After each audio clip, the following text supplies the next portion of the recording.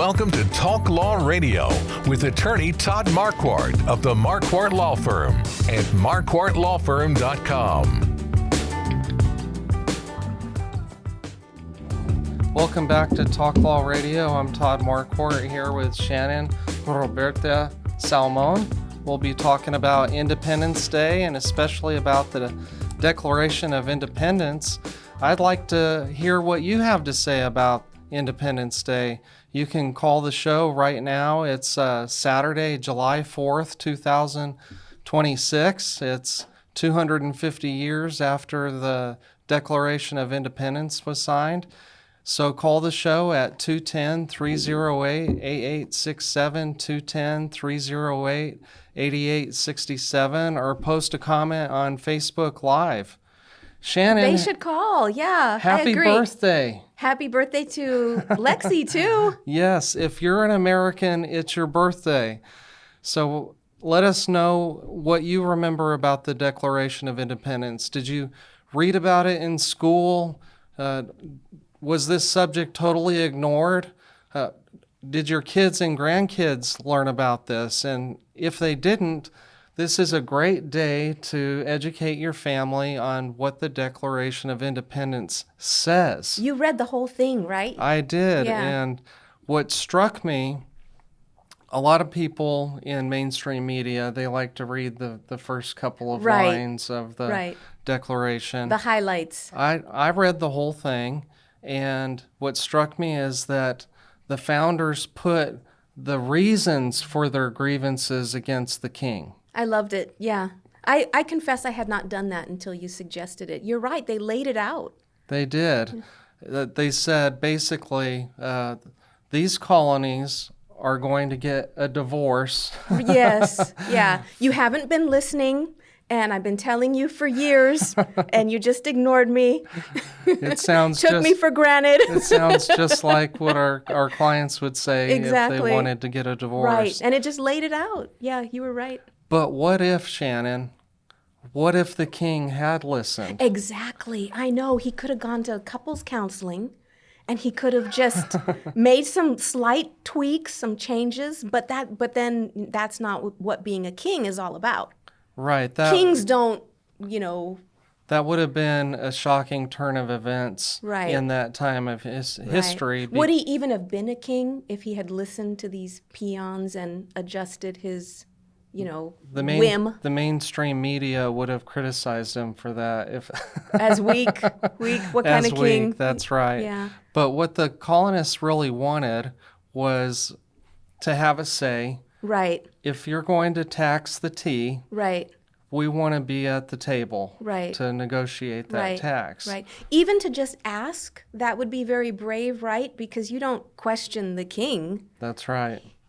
He's the freaking king, right? Yeah, I never questioned my father either. Yeah.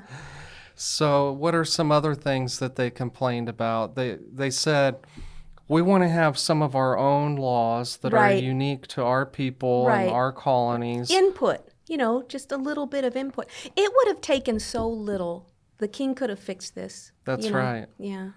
And another part, they said something about, we don't like it when you come over here and snatch up our people. Did that make you think that if there was a crime that the king thought happened, that he would just come get some colonists and haul them to England? Yeah, and another one was that if the British military killed somebody, they would just have a mock trial and just let them off the hook. Right. So basically, you're a jerk and we deserve better. That's right. Just like a divorce. Yeah. So if you have input on what you like about the United States Declaration of Independence, call the show at 210-308-8867. I'm interested to hear from you, 210-308-8867, or post a comment on Facebook Live. You should. That'd be fun. What a good way to spend your time on this beautiful day. What makes the United States a little bit different is that we have due process and the rule of law. Right. But what does that mean? Those are interesting phrases. That's right. What does due process mean? Well, if we just talk about what due process is, There has to be allegations of an arrest. A police officer has to have reasonable suspicion. What's the other standard? Well, I liked how you said it earlier when you said it can't just be a whim. Right. I really liked that word. It's not just because Todd's an unpopular person. Right. So some authority figure can't just decide they don't like your shirt. I love your shirt, by the way. You're rocking that shirt. Yeah, my brother got this for me. It literally has a red, white, and blue eagle on it. Like, this is fantastic. That's right. That's American symbolism for you. Right. So there has to be a law on the books Right. that the person violated. Right. And that's the rule and of they law. follow the formula. They follow the format. They can't just make it up as they go along. It applies equally to everybody. Right. Or And should, is the ideal. I was polling my circle of friends about what their favorite rights are. I know you do that, and I admire that so much. That's such an Obama move where you have a circle of friends that you respect. How big is it? Like, how many? Because I get those texts. I know I'm in your circle, Yes. which I'm honored to be there. How many people are in there? Well, I have a lot of friends, and some of them don't reply, and so I don't text them. But I don't know, maybe 20. So if you want to be in my circle of friends, Yeah. post a comment. If you have interesting ideas or if you're curious about the law, I love to engage with people that are interested. You're a student of life, Todd. That's right. So I was asking them, what are your favorite rights? What are the rights that we have that people in other countries don't have? And I stumped a lot of people. You stumped me. I was in the halls of justice when you sent me that text. I was right there on the second floor of the Bexar County Courthouse. And the answer that I answered you with, it was because there was another defense attorney right there, and I asked them. And I just wrote down whatever they said. Yeah. Because you stumped me. Yeah. So if you want due process, if you've been charged with a crime or you're going to be sent out of the country, We're so sorry for you, deported, but there are options, you and you can call me. Shannon. At 210-734-8472 or 210-734-VISA, if you can't remember that. There you go. Call Shannon. Also, some things people told me are things that are illegal or prohibited in other countries. But what I came to realize after I did this poll is that if there's not a law here about it, we reserve the right to do that thing. Oh, okay, good point. I was thinking... Right. If it's not specifically prohibited, then it's allowed? Is that what you're trying to say? Fascinating. We can have as many children as we want. True. I'm sure that's true. China at one time had the limited children law. That's a good example. Right. And if they did try to limit the amount of children that we could have, I think it would be unconstitutional. You could argue that.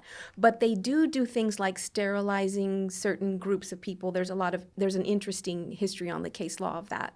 Yeah. Did that make sense? I have read about that. Right. Yeah. But that was deemed to be illegal. Right. I think you're right about our constitutional right. Well, what I was trying to get my friends to do is step outside the box of the first 10 amendments, the Bill of Rights. Let the audience know what your question was that you texted. Well, I was asking, besides the Bill of Rights, what are other rights that we have that other countries don't have? Mm-hmm. And one of my friends said, I don't think we have any more rights. I think our rights are being taken away. But then I thought of something that's illegal in Iran, and it's women can wear whatever they want here. I was at the Gay Pride Parade, and this is so random, but women were wearing mesh. Don't get offended, audience. I'm not going to show you a picture, but I'm going to describe it. They had a mesh shirt, a lot of them, and then nothing underneath. I didn't know that. I didn't realize there'd be, but I think that's illegal. I think that would be like nudity. Well, you do have to wear something. Not a mesh shirt. Right, yeah. So if you have a comment let us know what are some rights that we enjoy here in the United States of America that other people don't have the right to do. You've heard about how in Thailand, like if you put gum on the sidewalk, you can get really, like you've heard about other countries that have really severe punishments. Years ago, there was a United States young man, citizen, who was caught vandalizing. I think he was spray painting something. Something that would have been so minor here. Right, and they caned him. They spanked him with a cane. I remember. Yes, there have been several things like that. That happens here too to young people if they weren't born here. In my caseload, there's a lot of young people that were not born here in the United States. So they'll commit a very minor infraction. If you were a citizen, it would be nothing, a blip. You could go on to be president, congressperson, whatever you want, a 0 to 2 possession of marijuana. But it gets them completely exiled to a foreign country that they don't know because they weren't born here. Right. Do you know, so that's a good example of two different groups of people being treated radically different. Right. And so do you think that the Constitution requires that they be treated the same?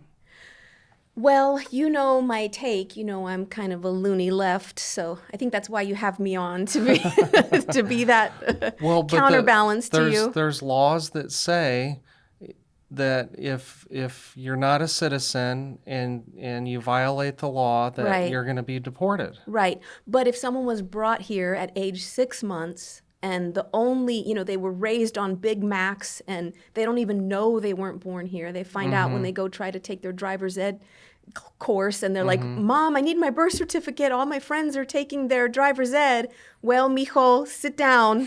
We have something to tell you, They're American in every single way, And then they get such a radically different treatment. That's very interesting. So Shannon and I are here talking about the United States, the Declaration of Independence, and the rights that we have that people around the world don't have. And we're going to talk more about the history after the break because I think that people have forgotten about the series of events that started when the United States got upset with their business daddy, the Great Britain. The bravery, the courage. Well, the rebellion. Yeah. So the ODD, the oppositional defiance disorder. You would have been on the front lines, Todd. I know you. Yes. Yeah. So it started with the Declaration of Independence, but we didn't even have a constitution yet. So stay tuned. I want to talk about the timeline of events that started the United States of America, the greatest country in the world. Yeah. You're here with Talk Law Radio, Todd Marquardt. And we had nothing but chutzpah, just pure. Shannon Roberta Salmon. Stay tuned. We'll be right back. This has been Talk Law Radio with attorney Todd Marquardt, brought to you by the Marquardt Law Firm. You can learn more at marquardtlawfirm.com. And be sure to listen to the full Talk Law Radio show Saturday mornings at 11 on 9:30 a.m. The Answer. Most families don't realize they have hidden legal blind spots until it's too late.